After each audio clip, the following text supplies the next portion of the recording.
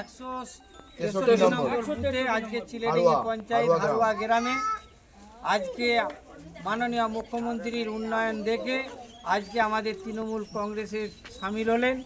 এই সমস্ত পরিবার আমাদের 100-র উপরে পরিবার এখানে আছে, আজকে জয়েন্ট হলেন। জয় বাংলা, জয় বাংলা, বন্দে মাতরম, বন্দে মাতরম। তৃণমূল কংগ্রেস জিন্দাবাদ, জিন্দাবাদ, জিন্দাবাদ। মমতা বন্দ্যোপাধ্যায় জিন্দাবাদ। হারুয়া গ্রাম 163 নম্বর বুথ, 180টা পরিবার মালিকপাড়ায় মনসাতলায় এবং শ্রী গৌর হরির মন্দিরের সামনে আজকে আমরা উপস্থিত হয়ে এনাদিকে আমাদের তৃণমূল কংগ্রেসে সামিল হলেন এবং প্রতিটা পরিবার মাননীয় মুখ্যমন্ত্রী মমতা ব্যানার্জি, আমাদের সর্বভারতীয় সাধারণ সম্পাদক অভিষেক ব্যানার্জি, রাজ্যের সভাপতি সুব্রত বক্সী মহাশয়ের উন্নয়নের যে সামিল, যে মাননীয় মুখ্যমন্ত্রী যে 15 বছর উন্নয়ন করেছে, সেই উন্নয়নে আজকে বিজেপি থেকে তৃণমূলে আজকে যোগদান করলেন। 180টা পরিবার আমাদের এইখানে পরিবাররা সবাই আছেন, আপনারা দেখুন জয়েন করেছেন। তারা কি বলছেন, তারা কি এরপরে আপনাদের সঙ্গেই থাকবেন, অর্থাৎ তৃণমূলের সঙ্গেই থাকবেন? এরা আজ থেকে তৃণমূলের সঙ্গে থাকবে, তৃণমূলের উন্নয়নে থাকবেন, তৃণমূলের প্রচারে থাকবেন, তৃণমূলের মানুষের উন্নয়নে যেরকম কাজ করছেন ওরাও কাজ করবেন একসাথে। আগামী দিনে সমস্ত তৃণমূলের কর্মকাণ্ডে এরা থাকবেন একদম।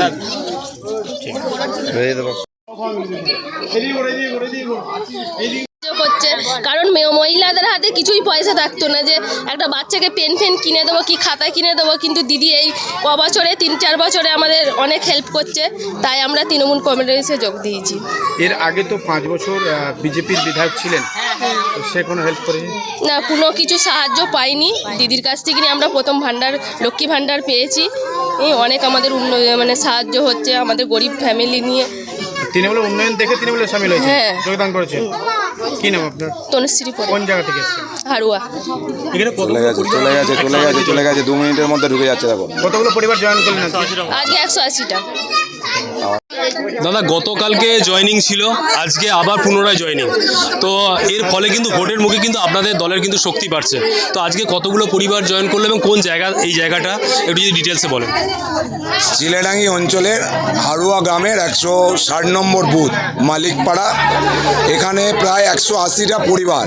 আপনারা দেখলেন যে দুর্গা মন্দির আছে, মন্দিরের সামনে আবাল বৃদ্ধ বর্ণিতা এবং মা বোন দিদি সবাই মিলে একসাথে খুশির আমেজে মমতা ব্যানার্জির উন্নয়নকে পাথেয় করে ওনারা আজকে জয়লাভ করলেন মমতা ব্যানার্জি এবং অভিষেক ব্যানার্জির নেতৃত্বে তৃণমূল কংগ্রেসে।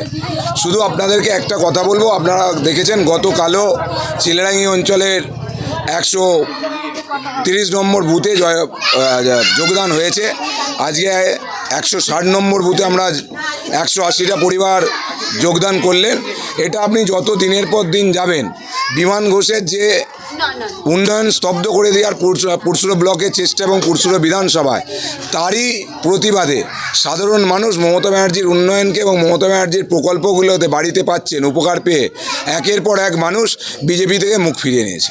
দাদা কালকে আপনাদের যোগদান কর্মসূচি দেখে বিমান ঘোষ কটাক্ষ করেছেন, বলেছেন এটা ফেক জয়েনিং, শুধু ছবি তোলার জন্য। আমি শুধু আপনাকে একটা কথা বলবো, গতকালকে বিমান ঘোষ আমরা জয়েনিং করার পরেই কিছু জনকে ধরে করে জয়েনিং করেছেন।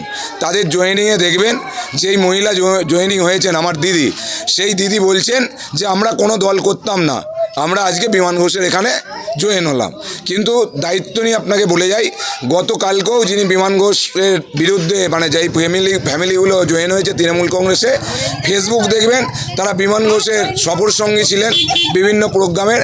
আজকেও এই এলাকা যে আপনি রেজাল্ট দেখবেন, বিগত দিনের রেজাল্ট দেখবেন এবং বিধানসভার 26-এর রেজাল্ট দেখবেন, এই আমার যারা মায়েরা, দিদিরা, বোনেরা বা দাদারা, বাবারা, কাকারা, তারা বিজেপি থেকে তৃণমূলে জয়েন করলো। এখন বিমান ঘোষকে পার্থ হাজারি ক্যান্ডিডেটের বিরুদ্ধে ভূমিপুত্র, সেই ভূমিপুত্রর বিরুদ্ধে ওরা 2014 সাল থেকে নরেন্দ্র মোদী শুধু মিথ্যা কথা বলে, উন্নয়ন করে না। আর মমতা ব্যানার্জির উন্নয়নের কাছে ওই মিথ্যা প্রতিশ্রুতি ছাড়া আর কিছু না। আর এই যে আপনারা যে দুর্গা মন্দিরের সামনে, আপনারা এটা কোন মন্দির? দুর্গা মন্দির। এই দুর্গা মন্দিরের সামনে আপনারা যে জয়েনিং করালেন, এখানকার মানুষজন ওনারা কিন্তু খুব আশাবাদী এই মন্দিরটা আগামী দিনে তৃণমূল কংগ্রেসের পক্ষ থেকে মহাপ্রভু মন্দির মহাপ্রভু মন্দির, তো এই মন্দিরটা সংস্করণের জন্য ওনারা যে দেখুন, আপনি দেখতে পাচ্ছেন মহাপ্রভু মন্দির একটা করেছেন, এখানকার সাধারণ মানুষ খুব কষ্টসৃষ্ট করে করেছেন, তাই ওনারা হচ্ছে এখানটা মাজাই হয়নি।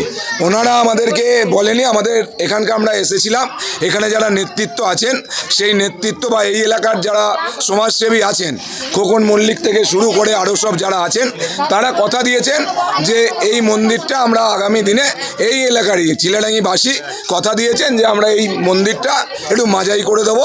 এটা আমাদের একটা চিন্তাভাবনা, এখানে মানুষের সাথে কথা হয়েছে আগে। আগামী দিনে কি আর কোনো এরিয়া থেকে জয়েনিং এর কোনো খবর আছে? আমি আপনাকে বললাম, আপনারা ওয়েট করুন, এখনও প্রায় 1 মাসের কাছাকাছি হচ্ছে বিধানসভা নির্বাচন বাকি আছে। আমি আপনাকে দায়িত্ব নিয়ে বলতে পারি, পুরসুর ব্লকে যেই গ্রামগুলো, পুরসুর বিধানসভায় যেই গ্রামগুলো বিজেপিতে জয়েন হয়েছিল, মিথ্যা কথা বলে বিমান ঘোষ জয়েন করেছিলেন, মিথ্যা প্রতিশ্রুতি দিয়ে জয়েন করেছিলেন, সেই পাড়াগুলো আস্তে আস্তে মমতা ব্যানার্জির উন্নয়ন, লক্ষ্মী ভাণ্ডার থেকে শুরু করে, সবুজ সাথীর সাইকেল থেকে, কন্যাশ্রী থেকে শুরু করে, বিধবা ভাতা, বার্ধক্য ভাতা, মমতা ব্যানার্জির যে 100টা প্রকল্প আছে সেই প্রকল্পে সবাই সামিল হয়ে যাবেন, নিশ্চিত বিশ্বাস রাখুন। এবং বিমান ঘোষ এই এলাকা থেকে 4 তারিখে মুখ লুকিয়ে এই পুরসুর বিধানসভায় আর মুখ দেখাবেন না।